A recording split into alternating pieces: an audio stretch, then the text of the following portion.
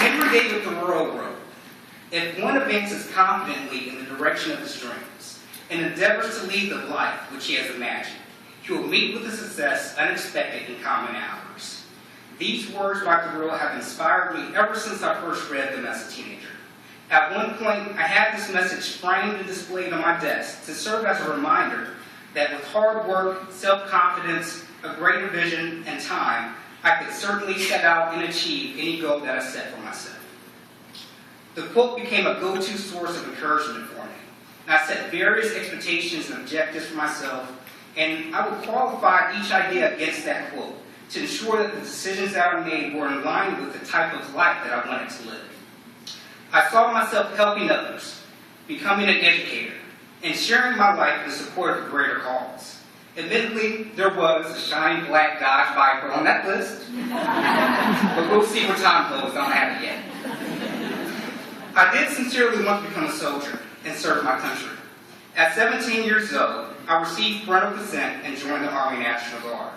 Even in basic training, I would still recite that same Thoreau quote to encourage myself and remind myself to look beyond whatever current set of circumstances I was going through at the time, in the mud, at the range, freezing cold, whatever it was. I would think about that quote, and I would think that my experience in the Army would further my life and continue to allow me to live the life that I wanted and a life that I imagined, along with the tuition assistance that they were going to provide me. And I did go to college, and along the way, I fell in love and got married to my beautiful wife, Rosalind. I joined and served in a fraternity that espoused my beliefs and provided an outlet for various services and mentoring projects. And I decided after finishing my undergraduate degree that I would go back and earn a graduate degree in counseling. Overall, in the military, I served a total of 10 years and 9 months, and I received an honorable discharge after that service. Throughout that time, I had worked at various jobs, and I found, just passion in serving the greater good of others. I also became the father of a beautiful little girl, and I absolutely loved the simple life that I was blessed to live. At 30, I still found passion in helping others, just as I did when I first read that Thoreau quote at 16. I still kept those words close, and I knew that if I stayed diligent in my efforts and continued to invest in causes that were greater than myself, I would certainly meet with the success unexpected in common hours.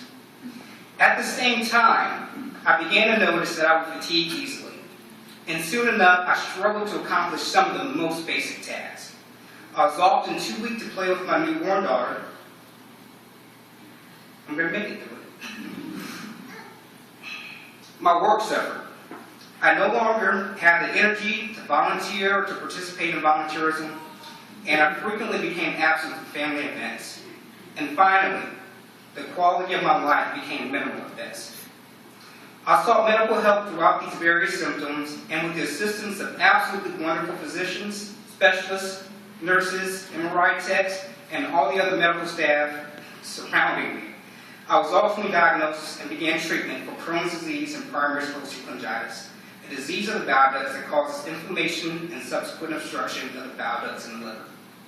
Unfortunately, even with being treated for those conditions, my health continued to decline. And about 6 months after my initial diagnosis with PSC, I was told that I had 1 year to live. My wife and I learned that I would need a liver transplant, and immediately we began to research the process to figure out what we needed to do.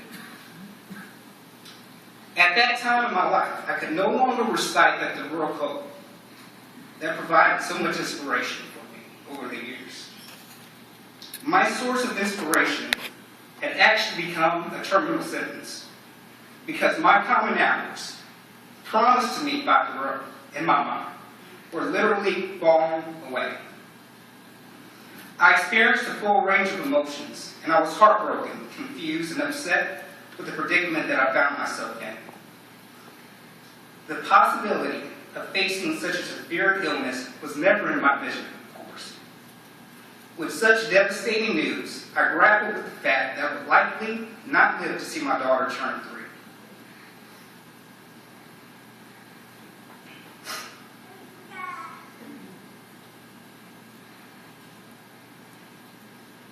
Instead of me envisioning myself being at her birthday, I saw her at my funeral.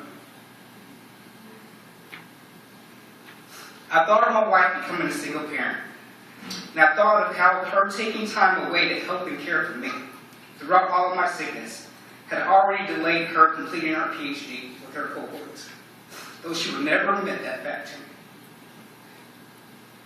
I thought that I would not see her graduate, and I thought how unfair this entire experience was to her. As we began the listing process, I instantly realized how extremely daunting this process could become. My wife and I became engaged in every possible level, as we knew that we had to be actively involved in the care that I was going to be providing.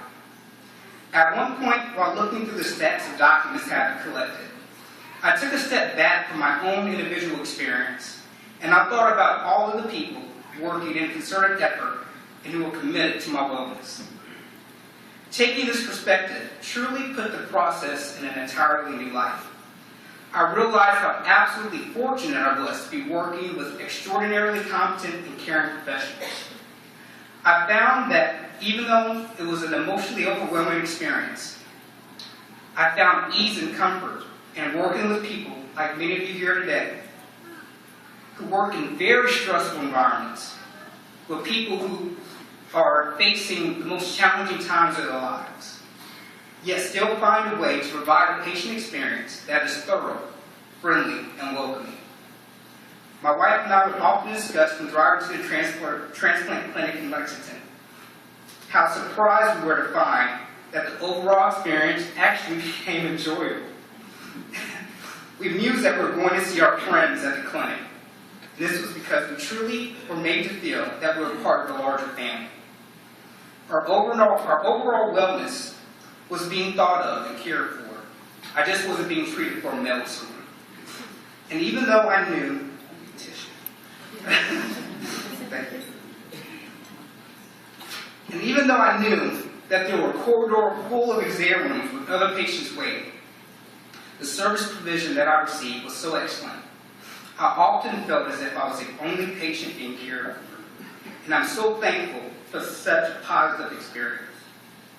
I was ultimately listed for a liver transplant, and on April the 22nd, 2011, which happened to be a Good Friday, I was granted the gift of life from a thoughtful young man who made his culminating act on this earth so selfless. I'm extremely thankful for my donor, and I'm also extremely grateful to have had such a wonderful and positive experience in UK. And I'm mindful that my positive experience was created as a result of competent and caring professionals, of the volunteer work efforts of all of the people in the room who volunteer at the LifeCenter, and of thoughtful donor families like the families here today supporting the LifeCenter. From my interactions with BMB agents making the inquiry as if the driver would like to become a donor, to the transplant surgeon who masterfully fulfills the same driver's committed yes, I want to say thank you. I understand that those two professions may not be mentioned jointly often, but in my journey I realized that both individuals are on the same continuum, and both share in the story of transplant patients like myself. Every individual taking pride in being committed to their particular role is what created a 2-year-long experience since my being transplanted to look back and really only have positive memories. Likewise, your individual contribution, every person in this room, has made a difference in my life, whether you know it or not, because your efforts support the overall vision.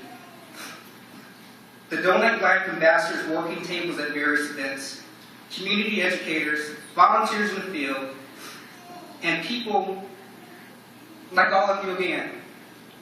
Please know that I'm so appreciative of the work that you're committed to, because you're doing your part. You're doing your part. And because you're doing your part, I was fortunate enough to be at my daughter's 3rd and 4th birthday parties. Not only that, but my wife and I welcomed the birth of our 2nd daughter, who I would not have been here to create or see without your work and without your efforts.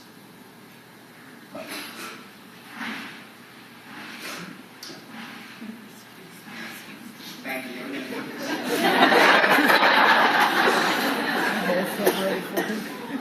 If the volunteers, like the Donate Life ambassadors here at the LifeCenter, are not available to answer questions, dispel myths, as was mentioned earlier, answer personal questions, and encourage people to get registered, there will likely not be as many registered donors as there currently are.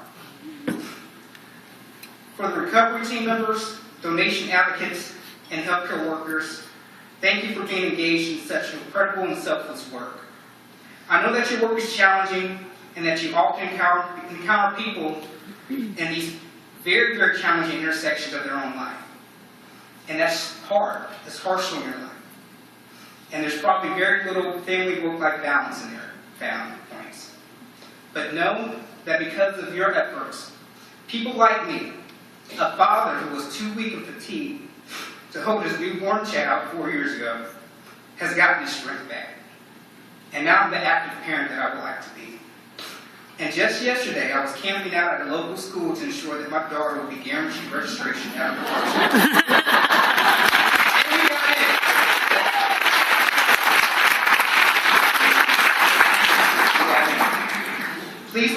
Please look at me today, being healthy, and know that even though maybe you never touched or met me, you share in my story of healthiness and a positive journey.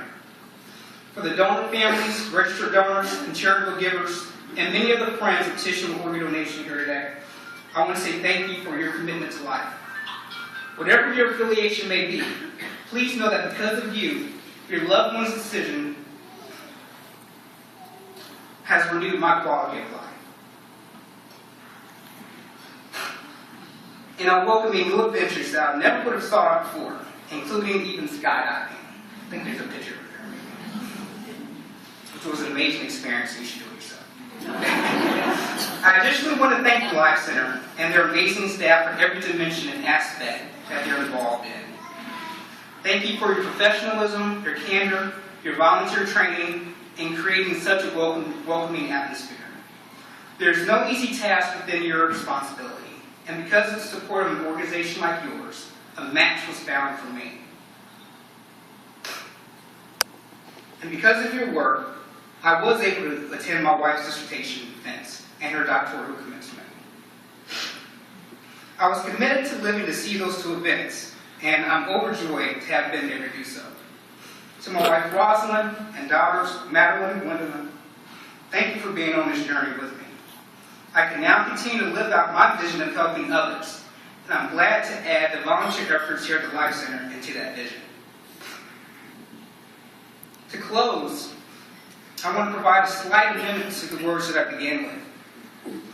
I'm proud to say that these words are no longer a sentence or a reminder that a clock is winding down.